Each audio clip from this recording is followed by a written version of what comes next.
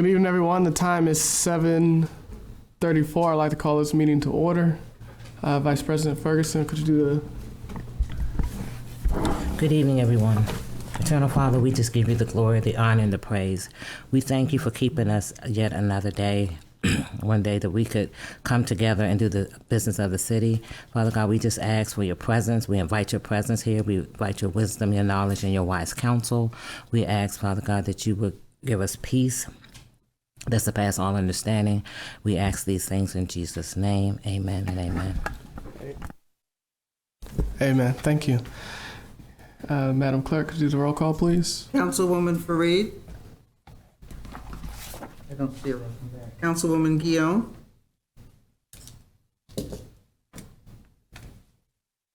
Here. Councilman Hairston. Here. Councilman Herring. Here. Councilwoman Jones. Here. Council Vice President Ferguson. Here. Council President Curtis. Present. Councilwoman Fareed. I do not see her. Thank you. All right. Is there a motion to adopt the agenda?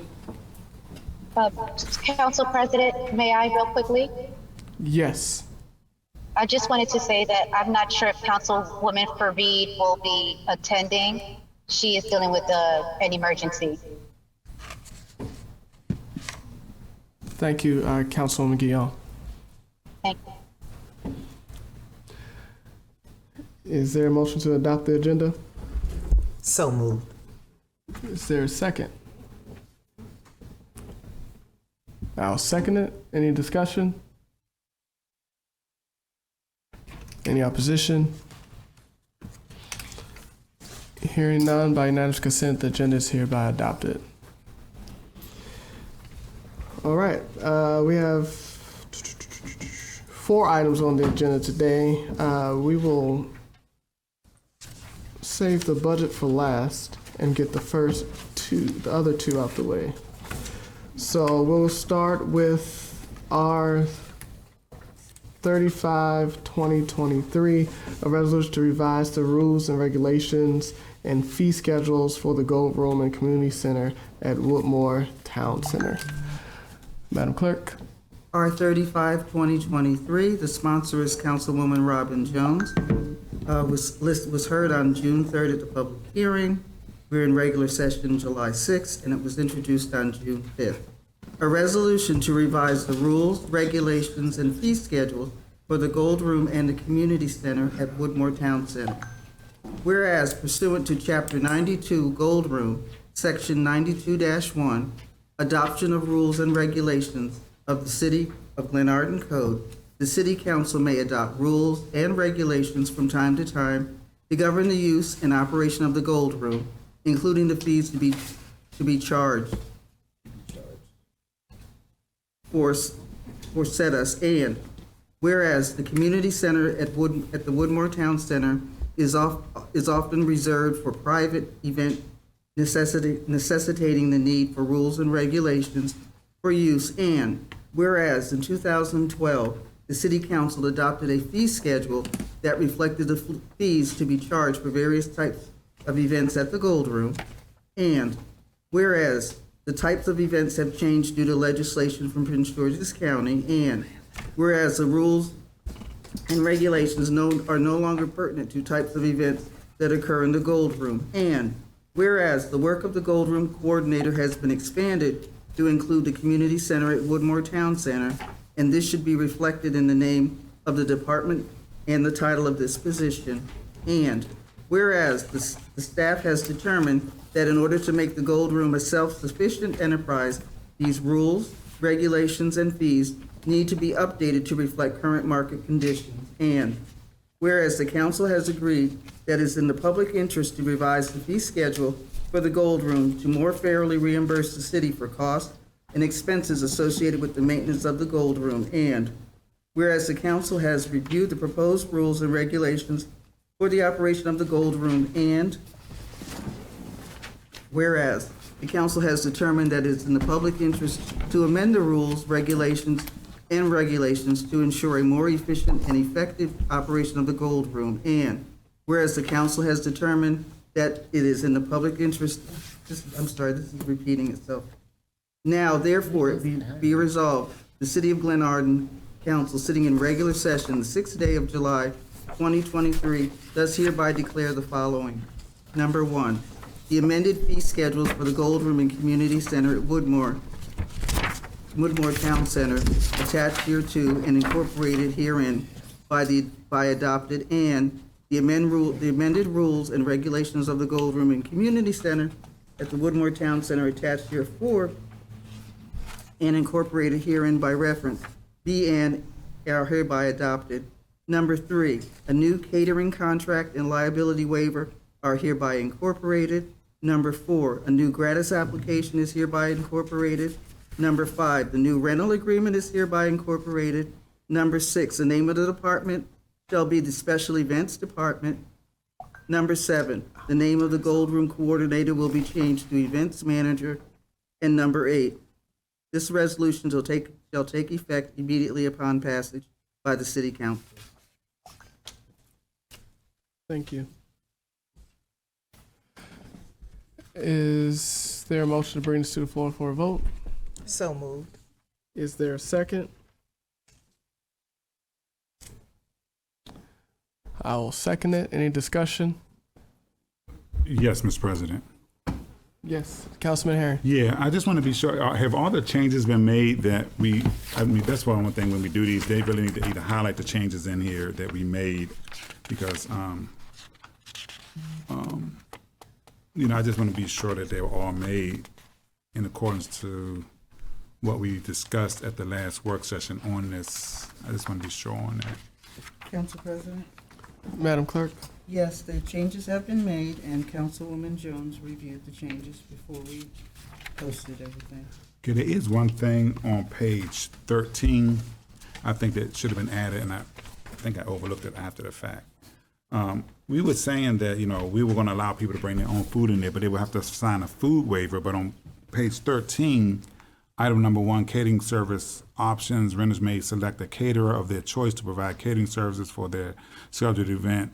For Gold Room events, all food and beverage must be provided by a licensed and insured caterer for liability purposes. And I thought we were going to also let them bring in their own food if they wanted to, if they signed a waiver. So I think that needs to be in here, So where are you, Councilman Harry? Huh? Which number Page are you? 13. Oh, page 13, item number 1, catering service options. Yeah, the waiver was supposed to be in there. Yeah, I think it's that if you choose not to use a caterer, you would need to sign a waiver or something to that effect. Mm-hmm. Okay. Okay, we can add that.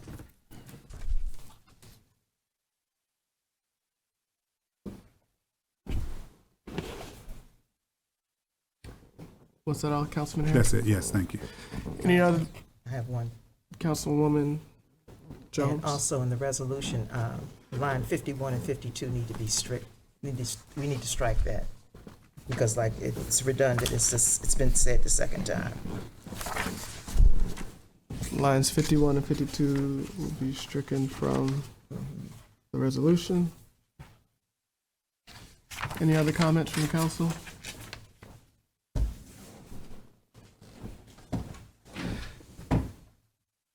Hearing none, is there any opposition to the resolution? I would like a voice A vote. voice vote? Yes. Madam Clerk?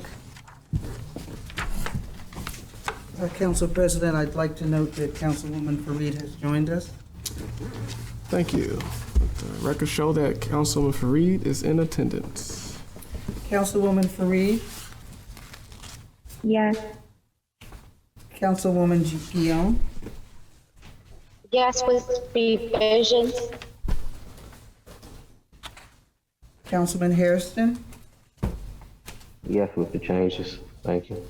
Councilman Herring, Yes. Councilwoman Jones, Yes, with the proposed changes, I'll ensure that gets done. Council Vice President Ferguson, Yes. and Council President Curtis. Yes. Voice vote carries 7-0. All right. Thank you.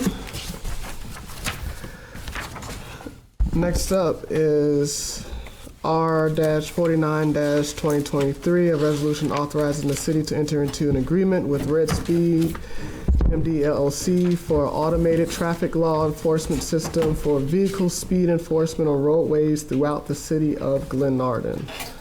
Madam Clerk.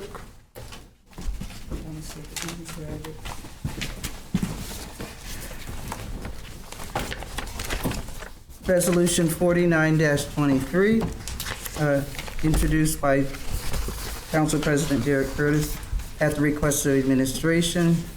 We are listing in regular session voting. It was introduced on June 20th and being voted on in special regular session on July 6th, 2023. A resolution to authorize the city to enter into an agreement with Red Speed Maryland LLC for an automated traffic law enforcement system for vehicle speed enforcement on roadways throughout the city of Glenarden. Whereas the city has the authority to use the third-party speed enforcement systems, and whereas Red Speed representatives presented the company's products and capabilities at the City Council's work session on June 5th, 2023, whereas Red Speed offers automated enforcement, red light enforcement, other traffic enforcement systems, as well as law enforcement technology, and whereas the speed camera enforcement equipment, installation, maintenance, and customer service will be provided by Red Speed at no cost to the city, and whereas the Glenarden Police Department will manage the relationship with Red Speed and provide oversight of the enforcement program, whereas the agreement with Red Speed will provide for payment to Red Speed from the revenue generated by the enforcement program, and now, therefore, be it resolved by the City Council of Glenarden, Maryland, sitting in regular session on the 6th day of July, 2023 as follows. Number 1, the mayor or council president is authorized to sign an agreement with Red Speed for automated enforcement, red light enforcement, and other traffic enforcement systems that do not represent a cost to the city. Number 2, the agreement with Red Speed shall be subject to legal review by the city attorney for legal sufficiency prior to the execution of the agreement. Number 3, that the police chief may consider other law enforcement technologies available to the city as offered by Red Speed under the agreement, provided that any cost to the city of $6,000 and above may be associated with acquiring other law enforcement technologies from Red Speed, will be brought before the council for approval. And number 4, this resolution shall take effect immediately upon adoption. Thank you. Is there a motion to bring this to the floor for a vote? So moved. Is there a second? Second by Vice President Ferguson. Any discussion? Yes, Mr. President. Councilman Herring. I guess I don't know if I asked this before, but did we look at any other vendors besides this company? Did we reach out to any other vendors? We have not reached out to other vendors because this is a piggyback onto the town of Brentwood's process, their procurement process, which is something we have done with other contracts. The Prince George's County street construction contracts we've done in the past. And this is a piggyback onto the town of Brentwood's contract with Red Speed. Right, but I was wondering, because I guess sometimes I think we piggyback on without even seeing if this is the best deal for the city of Glenarden and not having any comparisons with issues like with contracts like this. And that's really all the contracts that we do. Sometimes that might not be the best, or they may have another vendor that's contracted with the state or the county that might have given us the best price. I just wanted to know, did we look at any other options when it came to this vendor? We did not look at others. We do have a current contract with Opto Traffic, which has been bought out by Ultimate. Been bought out by who? Ultimate. Oh, okay. They were at the MMO conference. Okay. I can tell you that from what I understand from Red Speed and from Chief and from the folks at MML when I attended, that Red Speed now has contracts with Seat Pleasant, District Heights, Forest Heights, Capitol Heights, and now they've come to us, and they also have, I believe, Annapolis? Yes. Colmar Manor, okay. And Cottage City. They are, I would say, the company that is sweeping the speed camera enforcement business in Prince George's County and in the state from the presentation that we received. The current contract that we have with Optotraffic will expire in March. So they are interested in coming to present to the council on their additional options, just like Red Speed has options for AI and for gunshot, and Gunshot. Okay, that's a waste of money, but anyway, the gunshot biggest farce in the world. detection equipment that they have available. In other words, there's options in this contract for that kind of, those kind of instruments. Okay. All right. Okay. Does that help? Yep. Thank you. Thank you, Councilman Herron. Any other discussion? And to be clear, Ms. Habita, this was checked with, you did check with the attorney on Yes, this contract? the attorney's opinion was, a confidential legal opinion was emailed to council yesterday. We just got it yesterday, so you may have read it. And to sum it up, he said that the agreement was acceptable and in some respects was in the city's, was favorable to the city. Favorable to the city. All right. Mr. President, one other thing. Councilman Herron? The charter do require that we attach the procedures from the municipality, the bid process from the municipality that we Yes. utilize, so that needs to be attached to this. Right, we can do that. Okay. Okay. Is there any other comments, discussion? Here now we'll go for votes. Oh, one other question. So if Opto Traffic expires in March, when is this going to start immediately, or are we going to wait till they expire? No, the Optotraffic agreement was reviewed by the city attorney. They do not have an exclusive right to speed enforcement. He determined that in the review of their contract. So yes, we can continue with the two speed cameras that we have, one on Glenarden Parkway and the other on Bright Seat Road, and decide, at the end, before that contract expires, I think it's 60 or 90 days, whether we continue with those two cameras and anything else that they might offer us in terms of optional equipment that would provide exceptional, beyond the speed cameras, but also the AI and the other technology that they have to offer that would help the police department in terms of crime detection. So this is red light only? I'm sorry? Is this, the contract here is red light only? I thought we were picking up other We have speed the and red option, light. it's in the agreement, we have the option of doing that, but that will, the instruments itself, as I understand, will cost us money in terms of those pieces Right, of additional. equipment. So this contract is for what? Red? This is for the speed cameras. For the speed cameras. So we're Yes. going to have two sets of speed cameras, Opto Traffic and Theirs expires in March of next year. 2024. 2024, yes, and there's a penalty in their contract if we cancel the contract before giving them notice of 60 to 90 days notice of $1,500 per month per camera. So we can give them like a 90-day notice like today. No, if we did, it would cost. For Opto Traffic? Yes. Because we got to give them, you said we got to give them 60 to 90-day notice of cancellation of the contract? That's right. And for those months, each month, that if we terminate it early, in other words, each month we have to pay a fee per camera under the terms of that agreement. Worse than Verizon. All right. Okay. All right. All right, Madam Clerk. Councilwoman Fareed?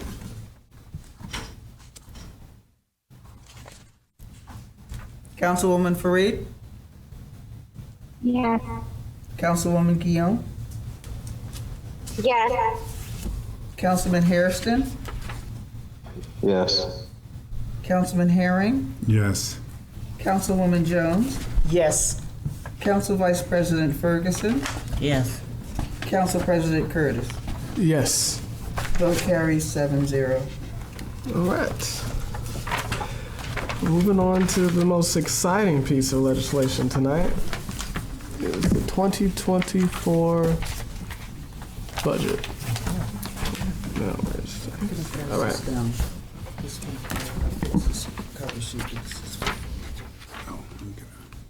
So,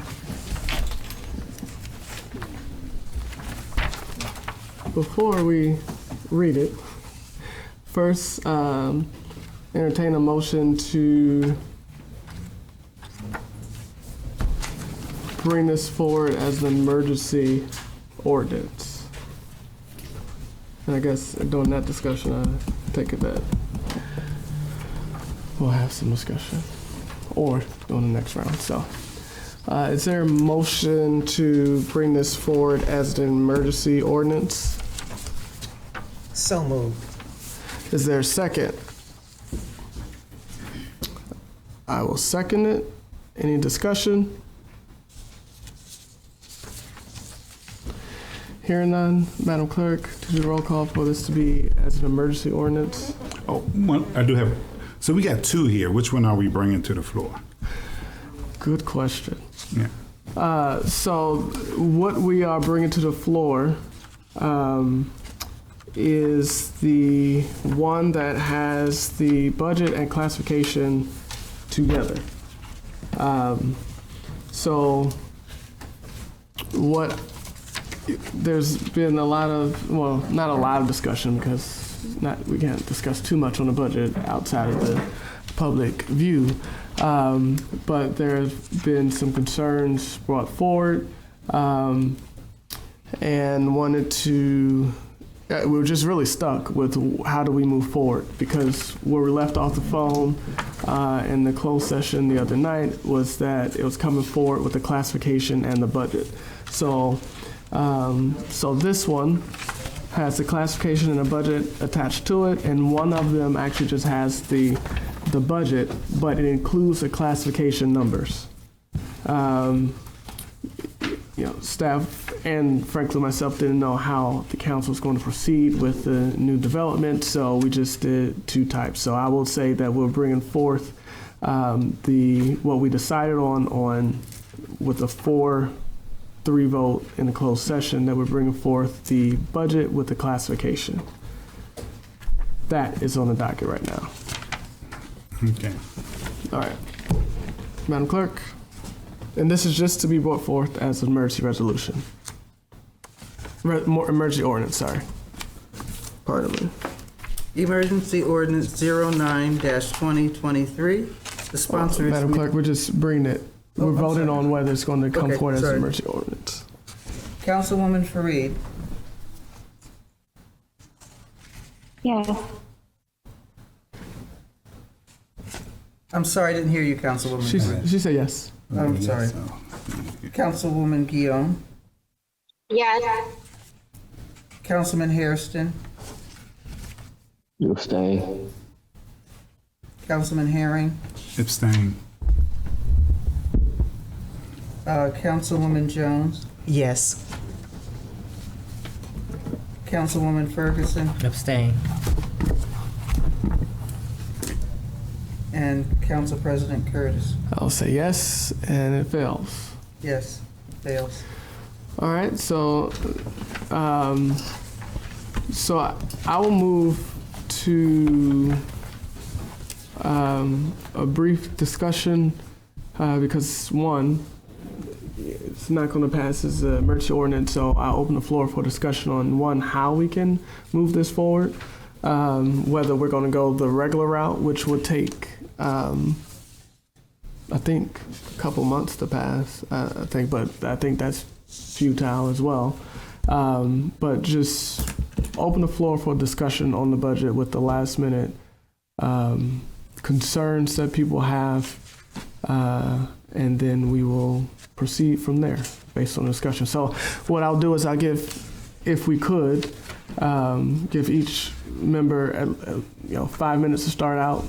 Hopefully people can voice their opinion in 5 minutes. And for all council members who want to speak, you do not have to speak if you do not want to. So we'll go from there. So the floor is open to the council to discuss the budget. Councilman Harry. Yeah, I guess my issue is, again, with the classification plan. That was a lot of information we received from the gentleman that put it together. It had to be like an Excel spreadsheet with 10 tabs on it, almost 10 tabs on it. He only went through a couple of them.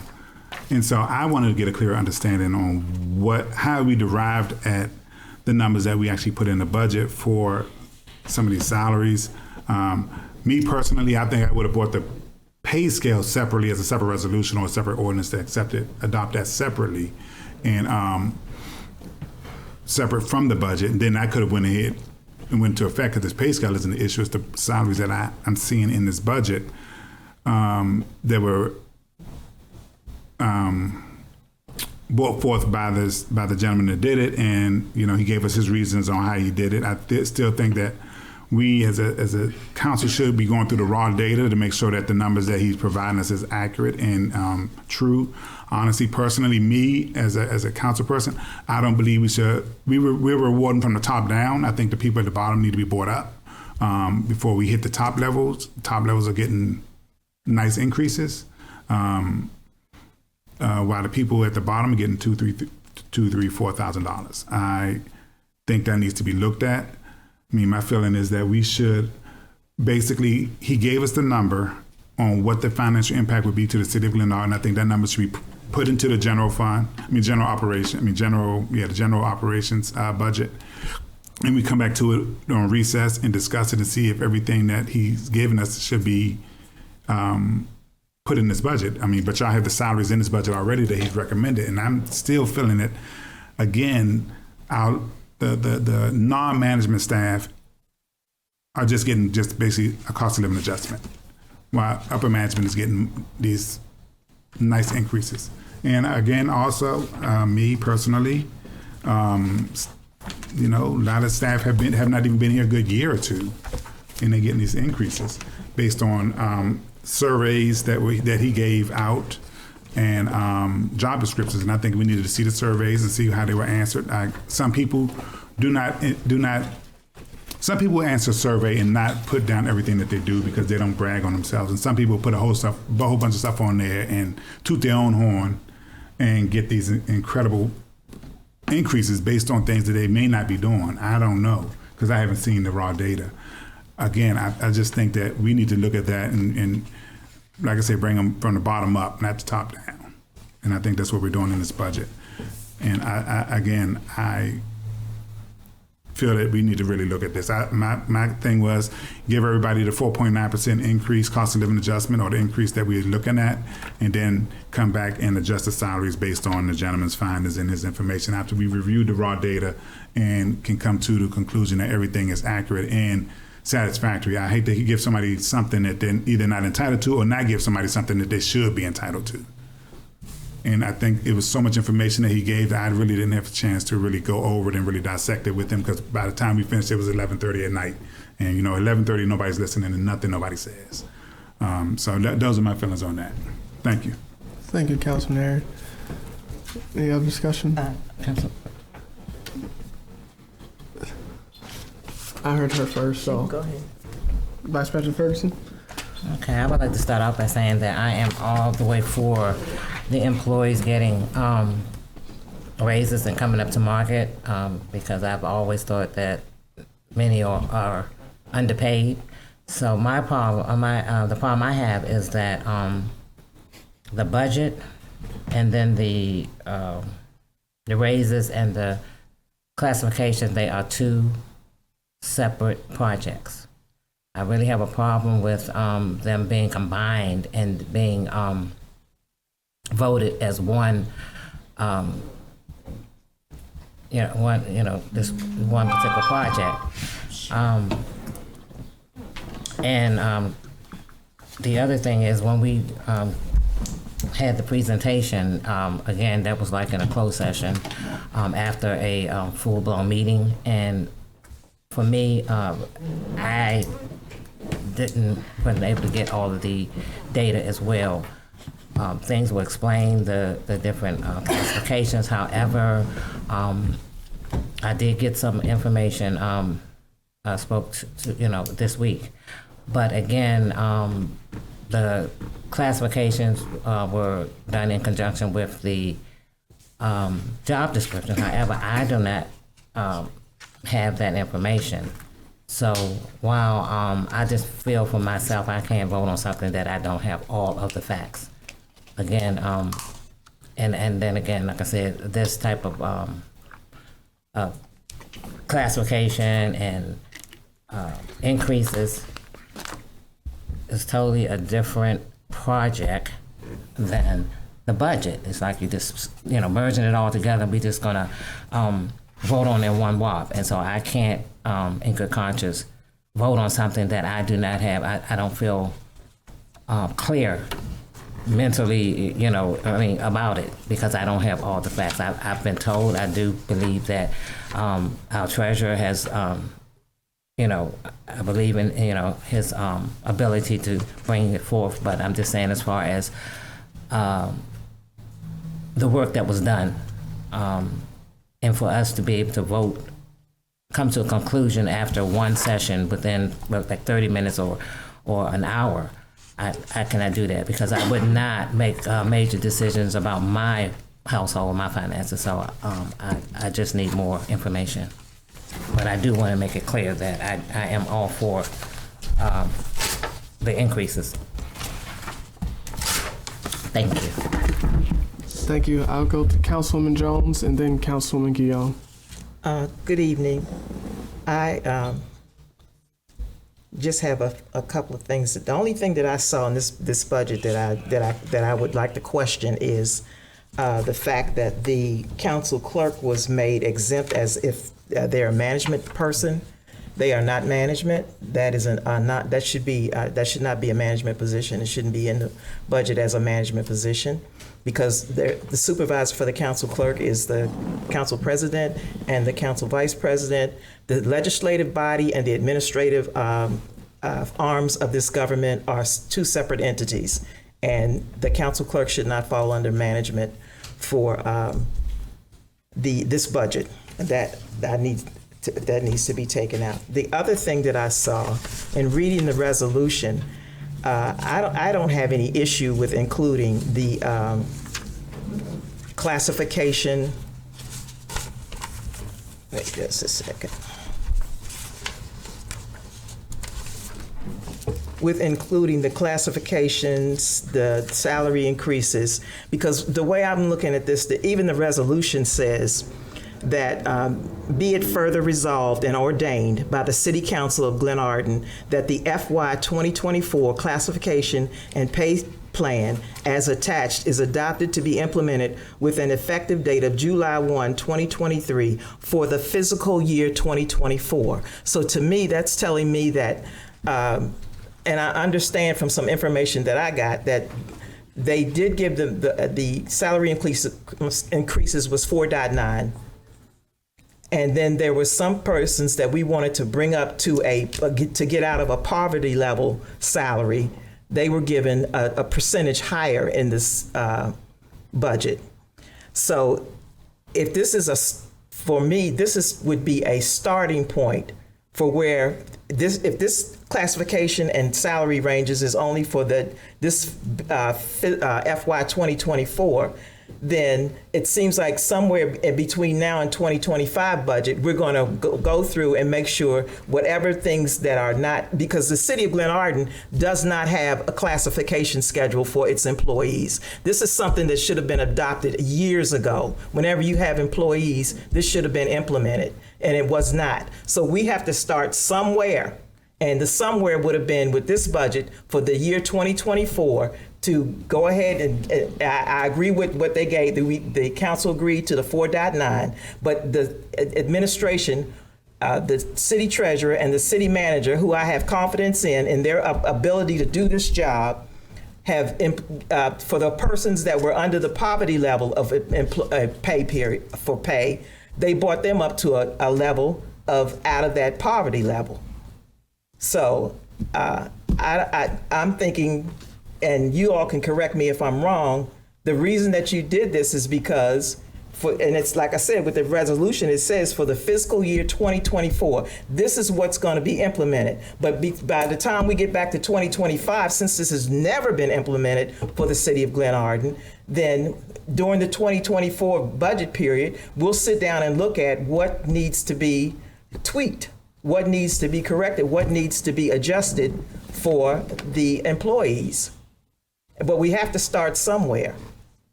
Thank you. Thank you, Councilwoman Jones. Councilwoman Guillaume, I saw your hand earlier. Yes, I'm still here. Can you all hear me? Yes. Okay, so I somewhat agree with what Councilwoman Jones just stated, that we need to start somewhere. And I also strongly believe that we need to start paying our people right. And starting off right would be a living wage. And if we want to retain talent and attract talent, then we need to really start paying people what they're worth, as opposed to what we've traditionally been giving folks for as long as I've heard. I can't say as long as I remember because I wasn't here as a council person for more than 2 years.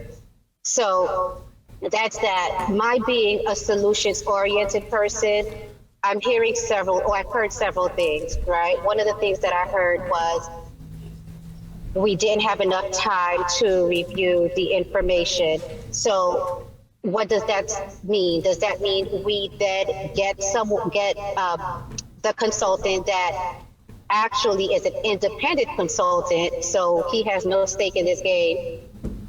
He has the expertise. Can we call him back, go into closed session? Those who have questions, who didn't vote yes, ask all the questions that you have, make all the points that you need clarification for, so we can get this budget approved or negotiate to get the stuff moving. So that's one thing that I want to ask or recommend.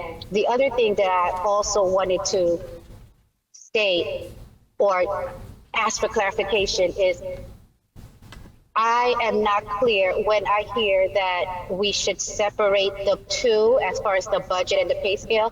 Not saying that we shouldn't, but I'm just not clear, because if, for those who are recommending that, are we saying that we put a placeholder, like a number for total salaries in the budget without breaking it out into who's getting what, just a placeholder, and then we as a council continue to have dialogue in closed session? Or are we saying something else? I just want to make sure that we're doing the right thing and we're not dragging something along, because if we need to invest in our people, then what does that look like? And what do we need to do? Thank you. Thank you, Councilwoman Guillaume. Councilman Hairston? Yeah, hey, good evening, thanks. So with me, I just I wanted to see some of our senior associates. You know, I feel like some of they pay raises was like low. I agree with people getting pay raises, but for me, I just feel like, you know, some of the senior employees, I wanted to see them get a little bit more. Our police department, I feel like they put themselves at risk. I feel like, you know, they increase was low as well, and that's just the reason why I voted the way that I did. Thank you, Councilman Hairston.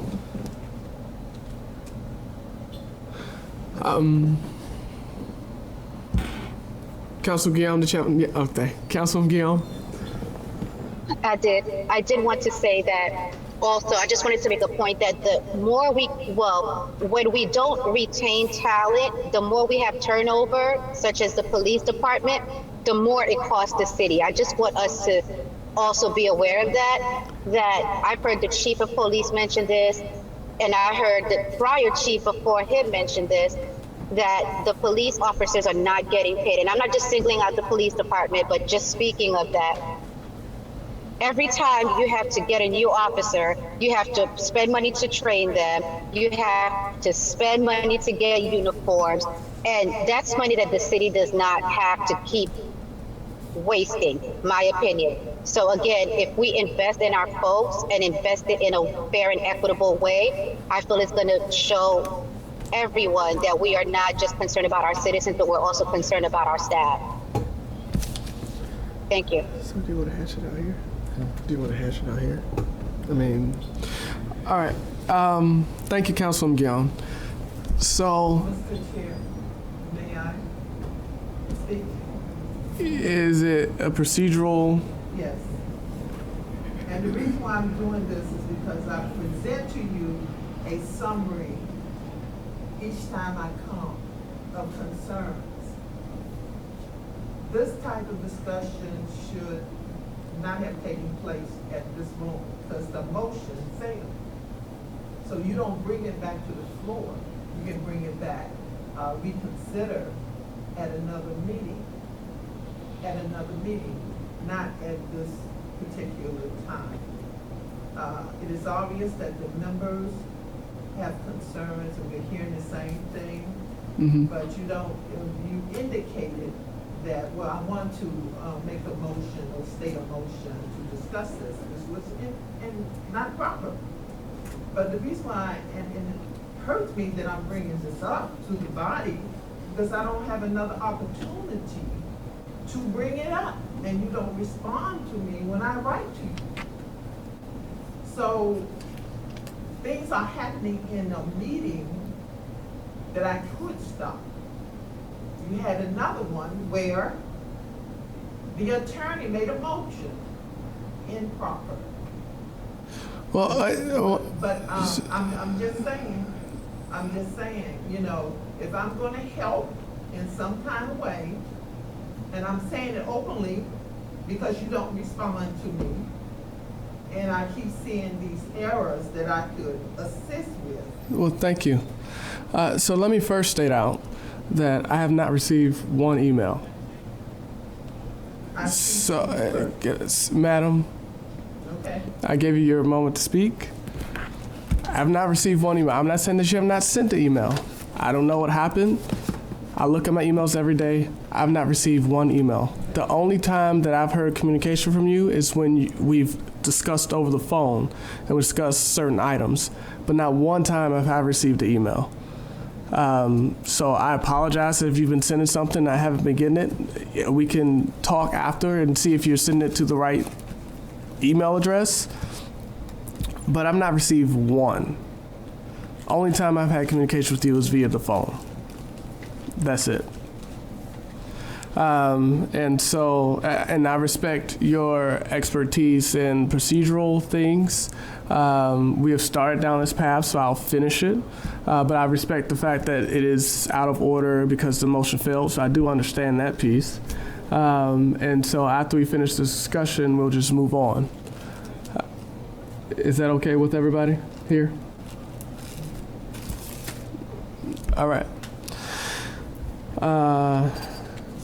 Because we do have to figure out what we're going to do next. So I think we've heard from all the council members who wanted to speak. What I will, say to cap off the discussion is that last year we were in the same place. And what we did is we put a placeholder in the budget with the hopes in 2023, yes, in 2023, that we would address the low salaries in the city. And we're here now, and we're ready to, hoping to pass a budget with what we agreed that we would do in the past. We hired an independent expert which is what we wanted to do because we didn't want to go line by line and just arbitrarily give people a certain salary, because what would we have used for the basis to give someone that particular salary? And so we settled on an independent expert. The expert came in. We respected the council's wishes after the presentation was made to have more time to look at the information and bring that person back in closed session. We met with that person in closed session to ask any lingering questions that we had. And I thoroughly respect, everyone's opinions now. I'm of the mindset that as a legislator, is my job to understand how the expert came to, the numbers that he came to, the philosophy, the inputs, the outputs, but not necessarily having to go all the way down in the detail, but really understanding, not going to every calculation, but understanding the rationale by which he arrived, his company arrived at the numbers that they did. I found him to be credible. I spoke with the city manager, who has reviewed all of the detail, and as well as the city treasurer, who's gone through all of the detail. I find them credible, and so based on that and based on the numbers of looking at every position, I found it to be adequate. I do think that there's some salaries in there that are low, but I had to control myself, because then if I start to arbitrarily change some people's salary that I think are low, then I circumvent the work that was done by the independent expert. Because if I had it my way, all officers should probably get $60,000 a year. But I can't overstep that, because that'll just be me stepping in and just picking a number. And so I want to, as a legislator, personally, respect what was done and move forward that way. I think that our staff members work incredibly hard. The council has accomplished a lot this year. Kudos to the council. Was passed numerous legislations this year that has helped our residents in many ways, and the staff has been pushing those resolutions and those ordinances forward. Also, kudos to the staff who, in the absence of Gold Room staff members, have been working extra overtime at every event to make sure that things get done. Our staff members are rock stars. They are well deserving of a wage that is respectable and a livable wage. And I hope that we can work together to get something done.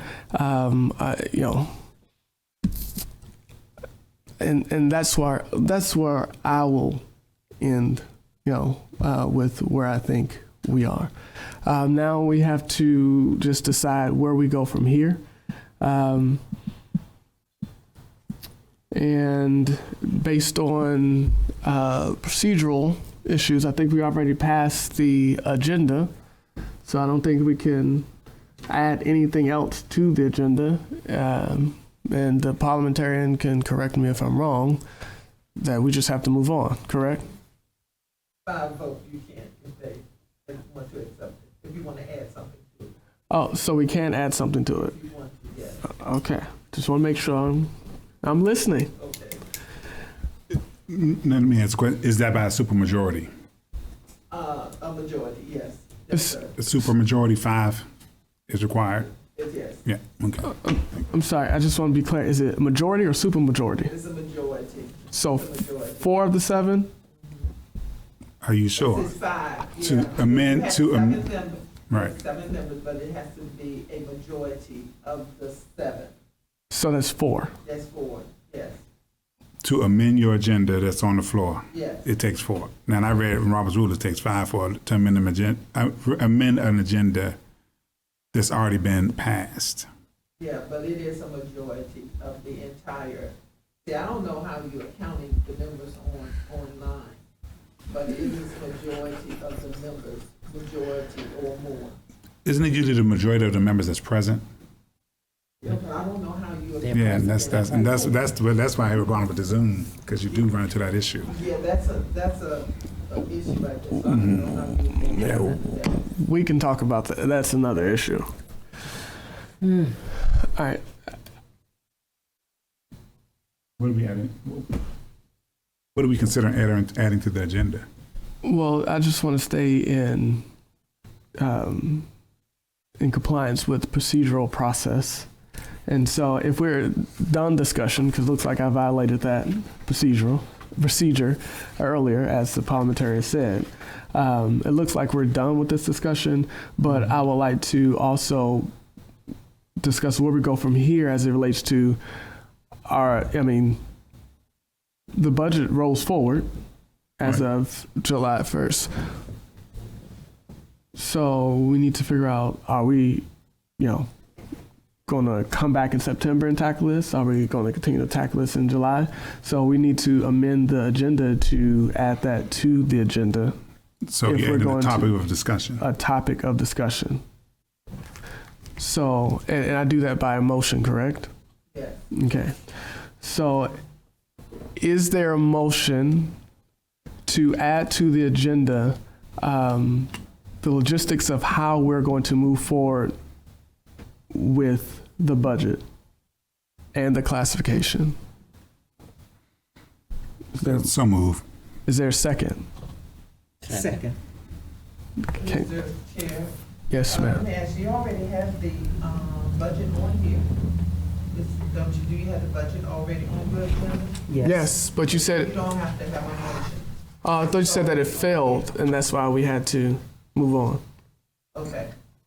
Yeah, because you said that it failed, and so that we were done. You shouldn't be Shouldn't be discussing. discussing this At at all. all at this meeting. Mm-hmm. But you can have it at the, reconsider at the next meeting. Yeah. whatever you do. So this is the motion. You don't have to do anything right now. You just notify the members that you'll have the discussion at a later date. That's it. So you don't need a motion at all. It's notification. You're notifying them.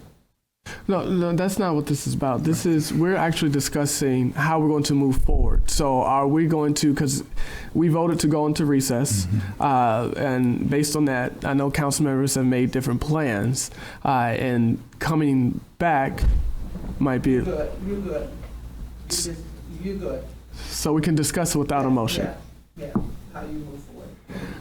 Okay. So we do not need a motion. So then I open the floor.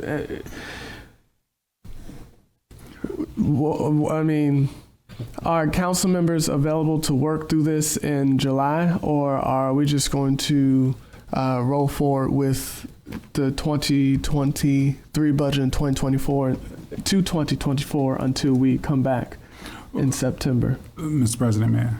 Councilman Harry? Well, the charter automatically rolls the budget forward. So 2023 is in effect right now, and as we speak.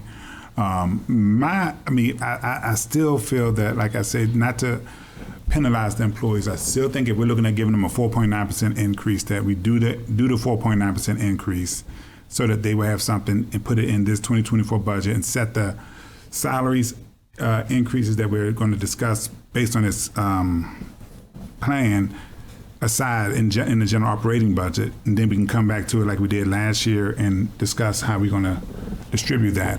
I think that'll give the employees an increase.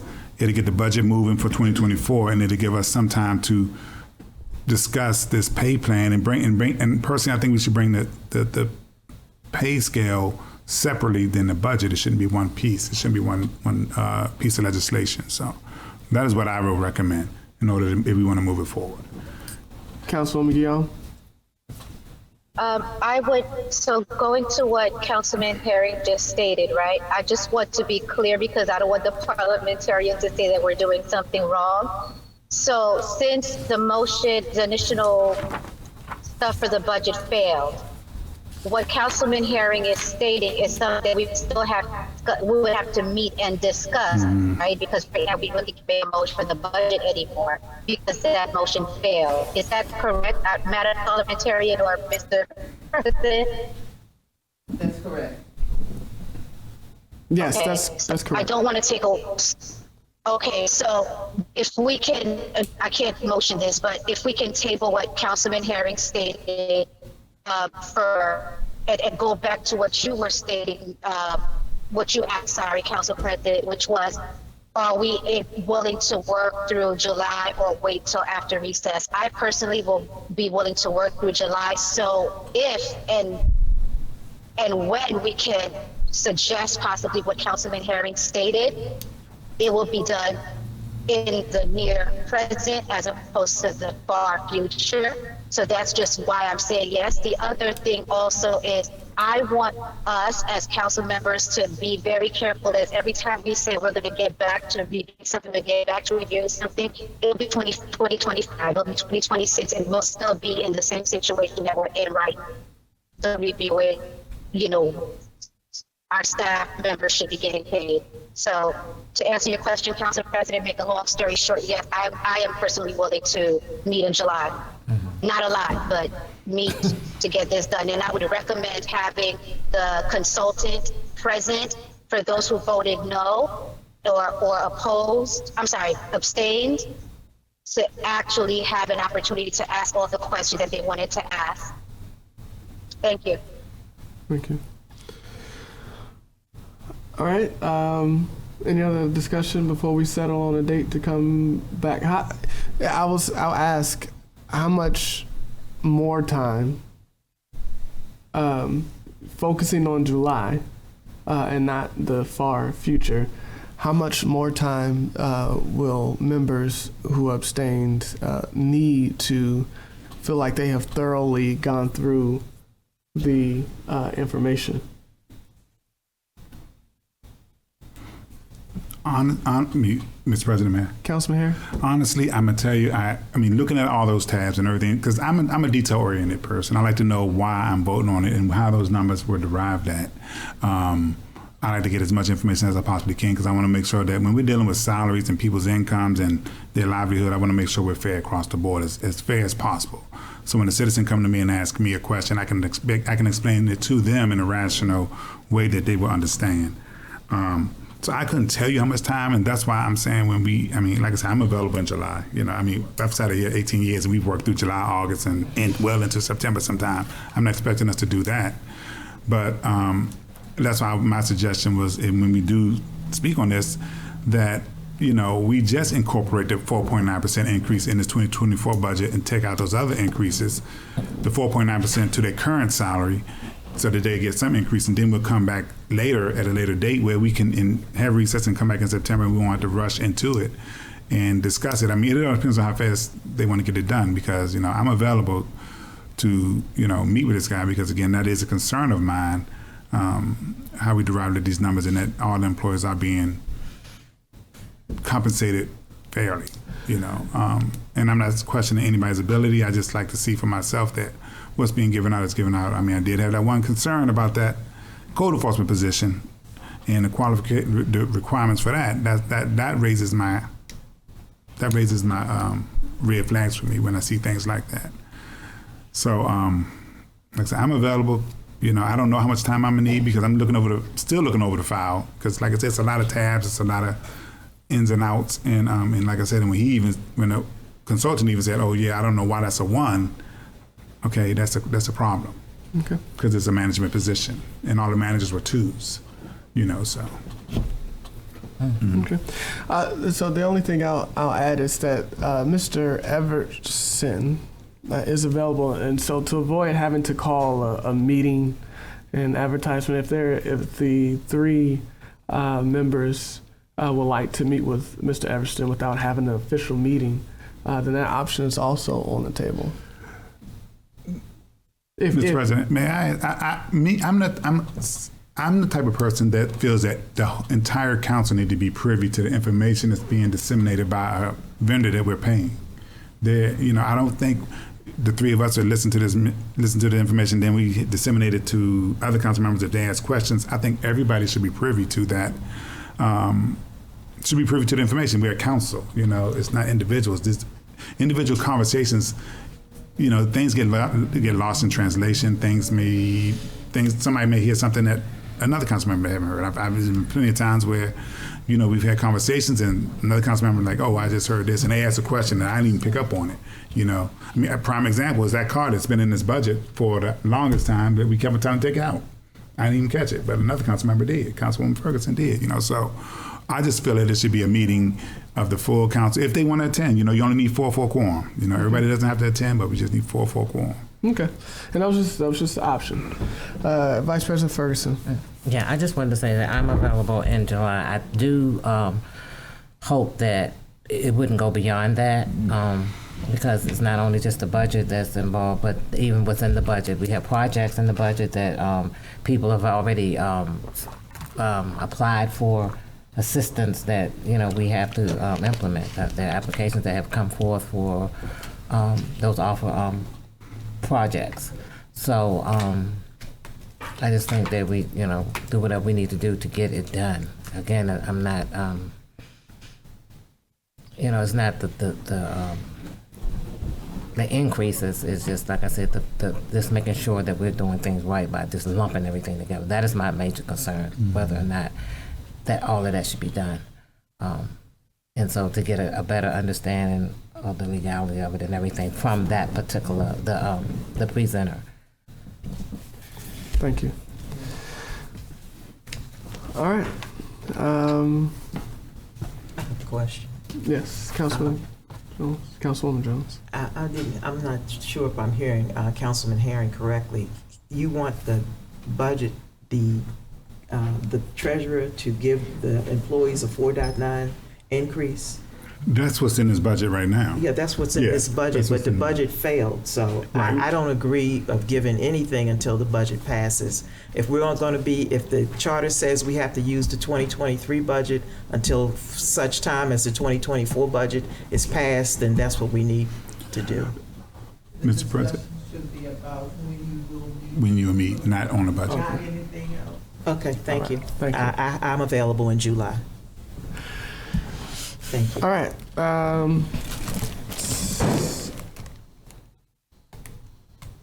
So,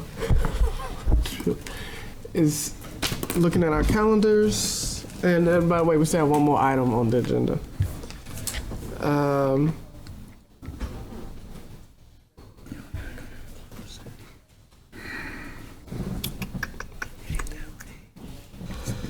Sorry, this is a new phone. Here we go, calendar.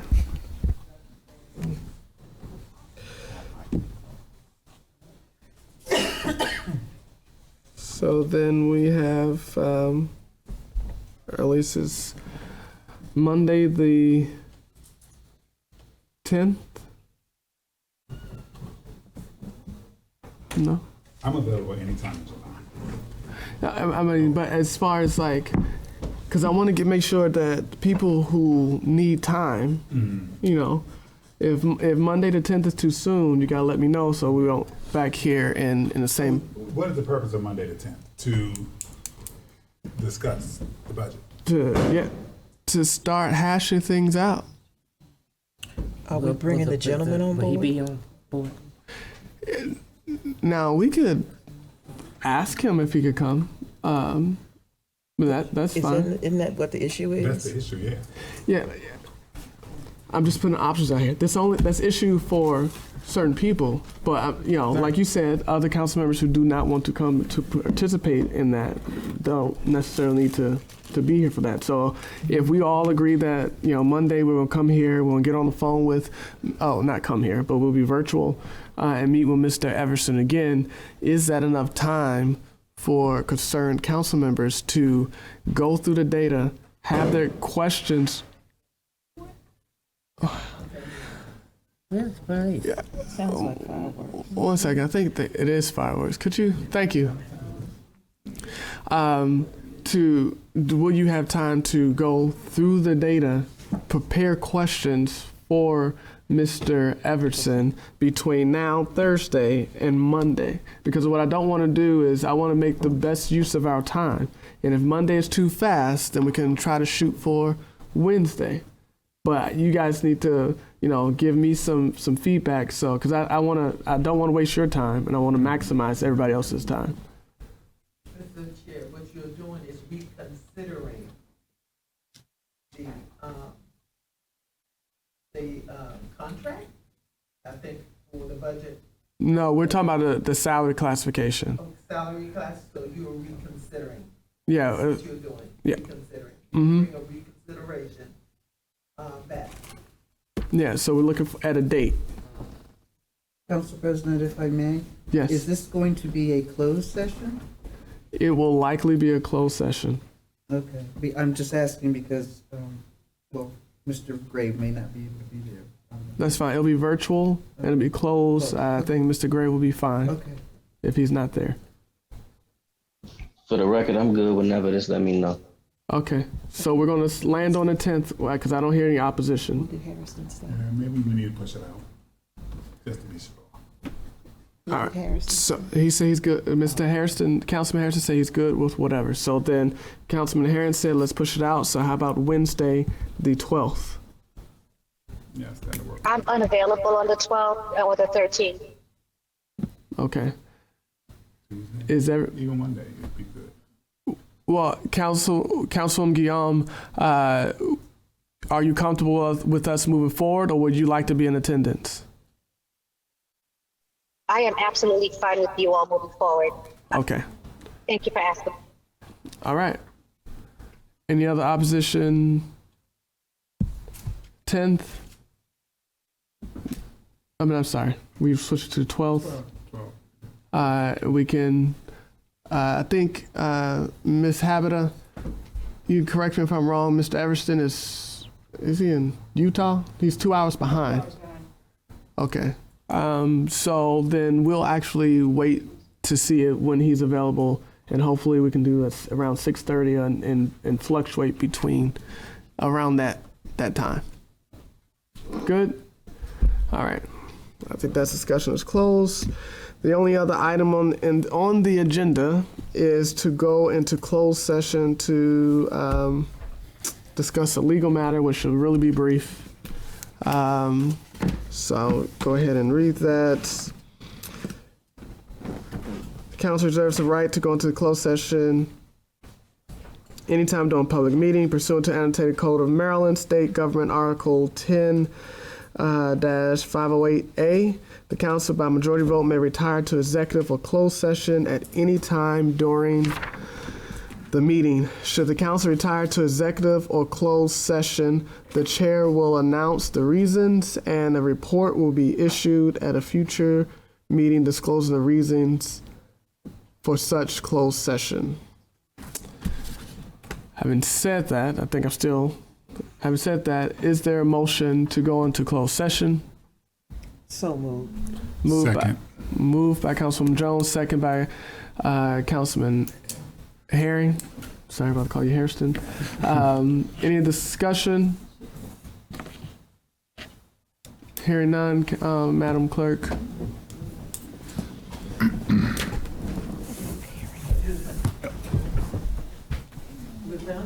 Yes. Councilwoman Fareed? Councilwoman Yes. Fareed? She said yes. Oh, I'm sorry. Councilwoman Yes. Young? Yes. Councilman Hairston? Yes. Councilman Herring? Yes. Councilwoman Jones? Yes. Council Vice President Ferguson? Yes. And Council President Curtis. Yes.